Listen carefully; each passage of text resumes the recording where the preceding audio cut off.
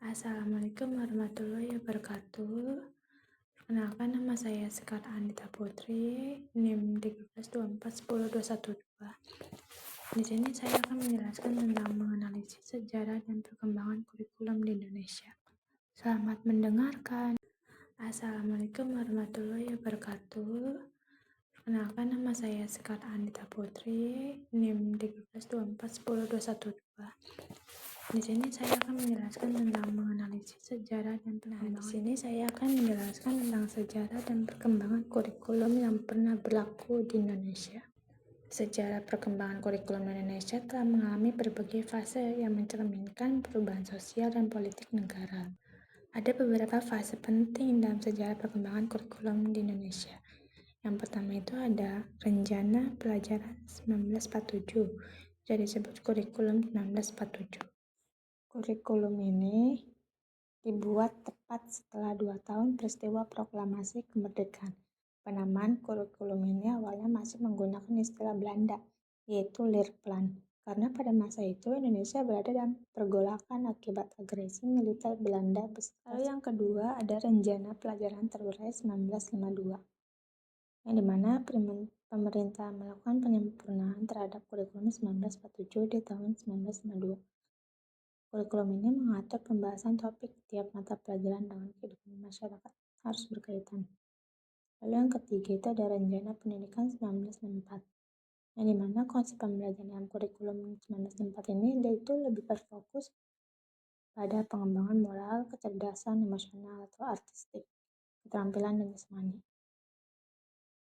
Kurikulum 1964 ini proses pembelajaran dilakukan secara aktif, kreatif, dan produktif. Tujuan dari kurikulum 1964 ini untuk menanamkan pengetahuan akademik dari jenjang selanjutnya ada kurikulum 1968, yang dimana kurikulum ini memiliki ciri materi dari jenjang pendidikan rendah memiliki korelasi dan dengan jenjang pendidikan selanjutnya. Tujuan utamanya dari kurikulum ini untuk membentuk manusia Pancasila sejati, kuat dan sehat jasmani, mempertinggi kecerdasan dan keterampilan jasmani, moral, budi pekerti, dan keyakinan beragama. Lalu selanjutnya yang kelima ada kurikulum 1975, yang dimana kurikulum ini mulai digunakan setelah program rencana pembangunan 5 tahun. Bisa disebut Repelita. Tahap pertama di masa pemerintahan Orde Baru, kurikulum ini menekankan pendidikan yang lebih efektif dan efisien. Lalu yang keenam ada kurikulum 1984.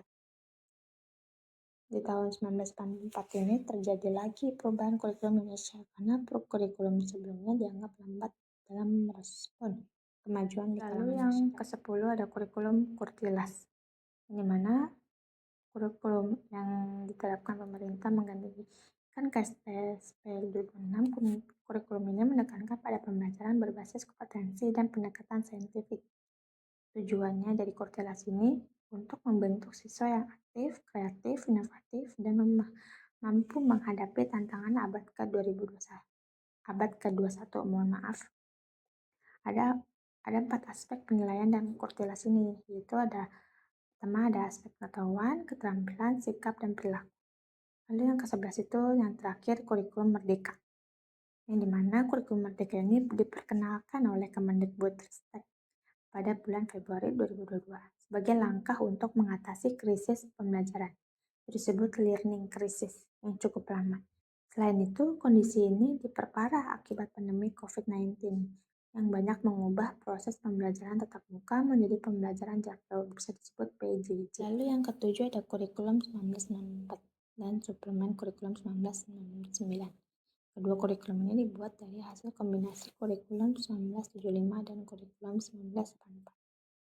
Lalu yang ke-8 ada kurikulum berbasis kompetensi, bisa disebut KBK 2004. Setelah 10 tahun kurikulum 1994 berjalan, kurikulum ini digantikan oleh KBK di tahun 2004. Nah, di kurikulum ini menekankan 3 unsur pokok kompetensi, yaitu pemilihan kompetensi, indikator-indikator evaluasi dan penentuan keberhasilan pencapaian, serta pengembangan pembelajaran bagi peserta didik dan tenaga pengajar. Lalu yang ke-9 ada kurikulum tingkat satuan pendidikan atau disebut KTSP 2006. Nah, kurikulum ini mulai digunakan sejak berlakunya Undang-Undang Nomor 20 Tahun 2003 tentang Sistem Pendidikan Nasional yang dijelaskan dengan lebih rinci dalam Peraturan Pemerintah Nomor 10 Tahun 2003. Topik yang kedua itu adalah mengidentifikasi perbedaan esensial dari kurikulum-kurikulum yang berlaku di Indonesia. Yang pertama itu ada kurikulum 1947. Nah, dia itu lebih berfokus pada pendidikan karakter dan moral dengan pengaruh kuat agama. Lalu yang kedua itu ada kurikulum 1952. Dia lebih menekankan pada pendidikan nasionalis dan integrasi sosial. Lalu topik yang kedua itu adalah mengidentifikasi perbedaan esensial. Lalu ada kurikulum 1964 yang dimana berorientasi pada pendidikan teknokratis, dengan fokus pada keterampilan praktis. Lalu yang keempat ada kurikulum 1964 yang mana mengendalikan isu-isu ideologi dan politik dengan pendekatan yang lebih ketat. Lalu yang kelima ada kurikulum 1994 lebih ke memperkenalkan pendekatan kurikulum fleksibel dan berbasis kompetensi. Lalu yang keenam ada kurikulum 2004 mengintegrasikan pendidikan inklusif dan berbasis kompetensi.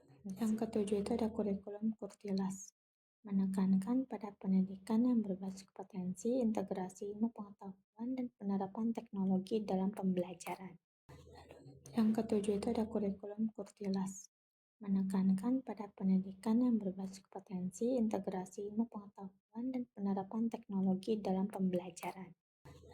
Yang ketujuh itu ada kurikulum Kurtilas menekankan pada pendidikan yang berbasis kompetensi, integrasi ilmu pengetahuan, dan penerapan. Lalu selanjutnya ada mengidentifikasi apakah kurikulum Merdeka merupakan kurikulum yang paling relevan dengan pembelajaran di era SAISTI 550.